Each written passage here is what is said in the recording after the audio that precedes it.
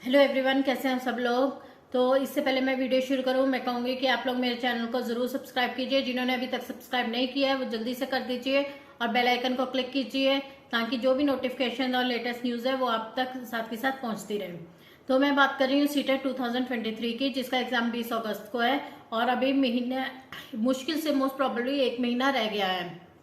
तो 1 महीने में अब आपको प्रिपरेशन करनी है। तो जिन स्टूडेंट्स ने आपके अभी अच्छे से तैयारी नहीं हुई है तो वो जो है अभी ज़्यादा से ज़्यादा टाइम अपना पढ़ाई को दीजिए। आप 7 to 8 आवर्स डेली पढ़िए और जो है प्रिपरेशन अच्छे से कीजिए। और उसके लिए क्या है ट्रिक कि आप फर्स्टली आप ये देखिए कि कौन से टॉपिक्स जो हैं वो मोस्ट इम्पॉर्टेंट है, कहाँ पिछले जो एग्जाम्स में है ज़्यादा से ज़्यादा किन टॉपिक्स के ऊपर सिलेबस में से आया है। तो ये चीज़ मैंने सीडीपी के इम्पॉर्टेंट टॉपिक्स मैंने आपको वीडियो भी बनाई थी, उसमें दिए हुए हैं, आप लोग चेक कर सकते हैं मेरे चैनल पर। तो आप उन वीडियोस में ये देखिए कि कौन से मोस्ट इम्पॉर्टेंट टॉपिक्स है, पहले उनको अच्छे से कीजिए क्योंकि अभी टाइम आपके पास कम रह गया है। तो सेकंड थिंग क्या है कि सेकंड थिंग आप मोस्ट इम्पॉर्टेंट टॉपिक्स अच्छे से कर देते हैं, साथ के साथ आप ये हैबिट नहीं है कि मॉक टेस्ट देना है। मॉक टेस्ट आप कैसे देंगे, आप जो भी प्रीवियस ईयर्स के पेपर्स हैं आप उनमें से एक पेपर अपने आप पूरी तरह से जैसे एग्जाम में बैठते हैं वैसे सॉल्व करके देखिए। और उससे आपको फर्स्टली क्या होगा, आपकी स्पीड बनेगी क्योंकि आपको पता होना चाहिए कि 150 मिनट्स में आपने 150 क्वेश्चन सॉल्व करने हैं और उसमें से जिसमें से मैथ्स के क्वेश्चंस भी होते हैं और मैथ्स जो है वो टाइम लेता है, कई बार कैलकुलेशन ज़्यादा होती है। तो इसलिए आपको ये प्रैक्टिस होनी बहुत ज़रूरी है कि आप जो पेपर है वो पूरा टाइम पर कंप्लीट कर सकें। तो पूरा पेपर टाइम पर कंप्लीट करने के लिए क्या है कि आपको मॉक टेस्ट की प्रैक्टिस करनी होगी क्योंकि आप हर रोज का रख लीजिए कि एक मॉक टेस्ट देना ही है। तो उसका फायदा आपको क्या होगा कि आप पेपर टाइम पर कर पाएंगे क्योंकि we can't afford to lose marks कि आपका पेपर टाइम पर नहीं हुआ, आपका एक क्वेश्चन रह गया, 2 क्वेश्चन रह गए, तो वो नहीं।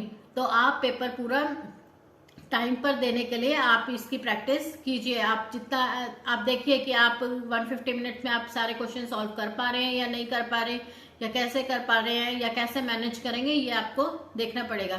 तो और उसके बाद सेकंड क्या फायदा होने वाला है आपके मॉक टेस्ट से कि जितने मार्क्स आपके मॉक टेस्ट में आएंगे तो आप समझ लीजिए कि आपके फाइनल एग्जाम में उससे 4-5 कम ही आने वाले हैं क्योंकि एग्जाम में जो है आपको नहीं पता कि पेपर हार्ड आने वाला है, इजी आने वाला है या किस बेस पे आने वाला है, या क्वेश्चंस कैसे आने वाले हैं, आपके किए हुए क्वेश्चंस आने वाले हैं या नहीं आने वाले हैं।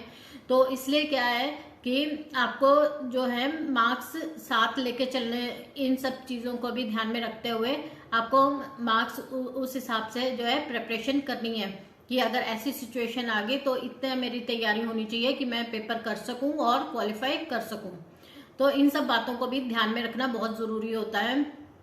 तो अगर आप मॉक टेस्ट करेंगे तो आपको ये सब पता चलता रहेगा कि आप वेयर यू स्टैंड, कि आपकी कितनी % तैयारी हो चुकी है, कितना आप उसमें कर रहे हो, और उस हिसाब से आप और अच्छी तैयारी जो है कीजिए ताकि आप जो है पूरा क्वालिफाई होने के आपको पूरे क्वालिफाई होने के आपके चांसेस हो।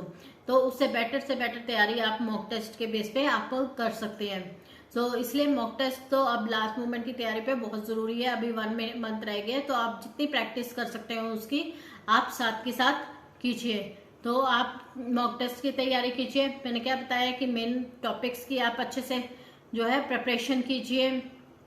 बाकी आपके जो मैथ्स है तो मैथ्स की बजाय आप बाकी सब सब्जेक्ट्स को ज़्यादा टाइम दीजिए। तो जितनी आपकी जो कर सकते हैं प्रैक्टिस आप उसकी प्रैक्टिस कीजिए।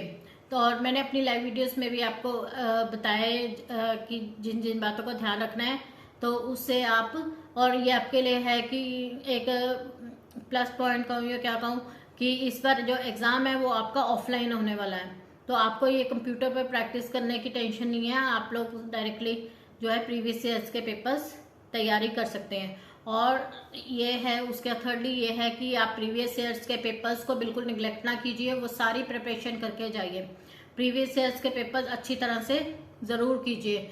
उसका रीज़न क्या है कि हो सकता है कि क्वेश्चंस कभी भी सेम नहीं आते। सीटेट के जितने भी प्रीवियस ईयर्स के पेपर्स हैं आप कभी भी देख लो, कोई 1 2 3 4 क्वेश्चंस हो जाए जो सेम होंगे पिछली बार के जैसे, अदरवाइज कभी भी सेम क्वेश्चंस नहीं आते। आपको क्वेश्चन चाहे वो ही होगा लेकिन आपको जो फॉर्मेट है उसका वो आपको डिफरेंट मिलेगा।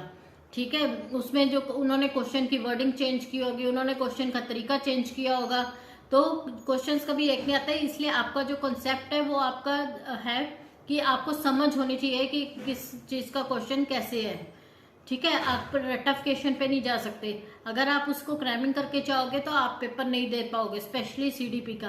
तो सीडीपी कभी भी आप क्रैमिंग से नहीं कर सकते, पेडागोजी आप क्रैमिंग से नहीं कर सकते। आपको अंडरस्टैंडिंग होनी चाहिए कि अंडरस्टैंडिंग कैसे करनी है। और काफी मार्क्स की जो आपकी है वो पेडागोजी आती है, तो आप पेडागोजी पे जो है टाइम लगाइए और उसको अंडरस्टैंड कीजिए। जितना जल्दी आप समझ जाएंगे उतने ही इजीली आप पेपर अच्छे से कर पाएंगे और आपके जो सीटेट क्वालिफाई करने के चांसेस हैं वो और ज्यादा बढ़ जाएंगे।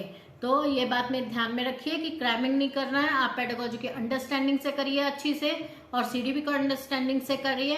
और उसको जो है फिर किसी, अगर आप अंडरस्टैंडिंग से करेंगे तो किसी भी टाइप का क्वेश्चन आ जाएगा, किसी भी लैंग्वेज में आ जाएगा, आपको कैसे भी है आप उसे अच्छे से परफॉर्म कर पाएंगे, आप उसे अच्छे से सॉल्व कर पाएंगे। तो ये सब मेरे ट्रिक्स आप ध्यान में रखिए। तो आई एम वेरी श्योर कि आप सीटेट क्वालिफाई करने वाले हैं, तो आप जल्दी सीटेट क्वालिफाई कर जाएंगे। तो आप ये सब बातें ध्यान में रखिए।